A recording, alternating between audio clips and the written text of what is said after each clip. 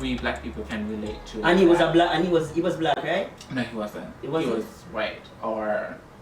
Oh, you mean earlier in the first part? Oh, okay. So in the vibe. Yeah, so he was vibing and everything was nice, and I was getting into his type of music, which was more Broadway piano type of situation, which was good.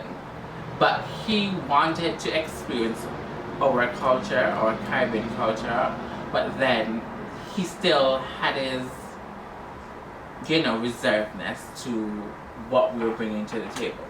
So you say one thing, but then do you actually mean what you say? Oh, and that's the tricky part. And you touch a very integral and a very touchy subject to me, Mama. Because guess what? It's like I have never experienced anything like this anywhere in Jamaica until I come to Canada, where people say one thing and mean something different. People in Canada, it's like me not generalize, but me talk from my experience, where that you say something and the expectation somewhere along your line, the color change. And it's like you can't remember say you did say that. How can you say something today and tomorrow forget say you say it? And you're not mentally disturbed, you're mentally challenged. You're a hypocrite, Plain and simply a hypocrite. Enough hypocrite there in Canada. They said this today and then went on their mouth to meet their action, when the action and the word for add up. Rascal. No sir, it not add up, and me not used to the message thing there. You have a point, you after what you get accustomed. You get accustomed to untruth and deception? The way of life. I would say the way of life. You get accustomed to the way of life, and you have two choices. Either you're going to roll with the punches, or you're going to come up with avenues that can put your, whatever your craft is, to the next level.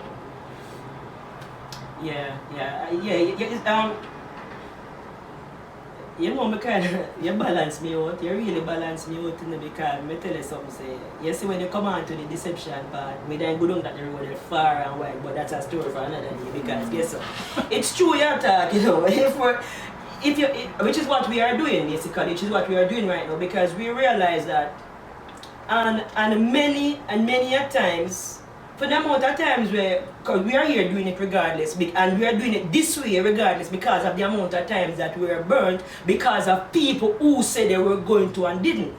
You understand? And so therefore what it does, and I appreciate those persons that said that they were and didn't, because it forces me to raise my standard. It forces me to raise my standard, and each time I raise my standard, me rediscover a higher version of myself.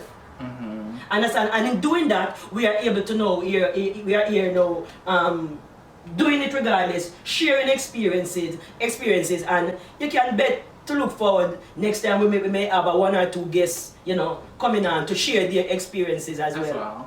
Yeah, so as we're saying, it's really, really something that you sometimes have to sit back and take in and acknowledge the fact that this is what it is, accept it for what it is, but always try to find ways and means to get around it. And to add to that, apart from get around it, what I do in this regard is, because of the amount of deception and the amount of filters, that is what people have, filters on their lives. You understand? People only want to show you the picture of them at the finish line. They don't want you to see the journey. I like to embrace the journey, and so therefore, for every day I try to just live the best of me. You understand? So even they can continue being whatever, and people can continue doing being deceptive and doing whatever, and being being a liar to themselves. Because I believe that when you make a promise to a person who say, okay, because even look at how they close down. Look at how even iVibes close down. iVibes close down because them say some nice people are complaining about nice. And where iVibes was being it was an art square. It was right now. There's nobody living there. Nobody was living there, but yet still they say we don't make nice. And they shut us down. But here we are, still trying to what? Live our best life. And despite the challenges, despite the issues, we will always overcome by living our best version of ourselves. Yep. I strongly believe that. Living the best version of yourself, and that's so empowering on its own, because I always tell people, I'm from Antigua and Barbuda, I love my country, and if it was not for certain things in terms of going back to school, getting certified for what I do, I would have been back in my country, because I love my country, and I don't think that I will retire here. Look here, man. Every day me ask myself what the fuck I am doing here. Every day me ask myself that. Every day me ask myself that. I'm looking at the mirror. But then how me get fit, how me stick, because many times me decide to me I go back on my blood clot yard, because me I tell you say, when me say the swap black dog for monkey, me fucking black swap black, Jamaica nicer than yourself every day. Every fucking day Jamaica nicer than yourself. Hear me and me tell you that. You understand? Every day. But then guess what? I am on a journey. I am on a journey. And when you come to understand self, and you know what self is about, when you become knowledgeable of who you are, any which part you wake up, you understand which part you're there. And me wake up in a blood clot Canada, and me know which part me there, me know what my next step is. So me give thanks for that. You understand? Me give thanks for the deceptions, me give thanks for the lies, me give thanks for the people who say they will and never, and I allow them not there. Me give thanks to those persons, because through the deception, through the lies, through all of that, I am here, just saying it, doing it regardless, and I find myself. And that's a good thing. That's a really, really good thing. And I think it has to do with self. And to get over any kind of hurdle or any kind of situation, you have to deal with yourself first in order to cope with what's going to happen. Because I know a lot of people who thought that Canada would have been, you know, the stomping ground for their career in terms of music, in terms of just any little thing. And it's sad.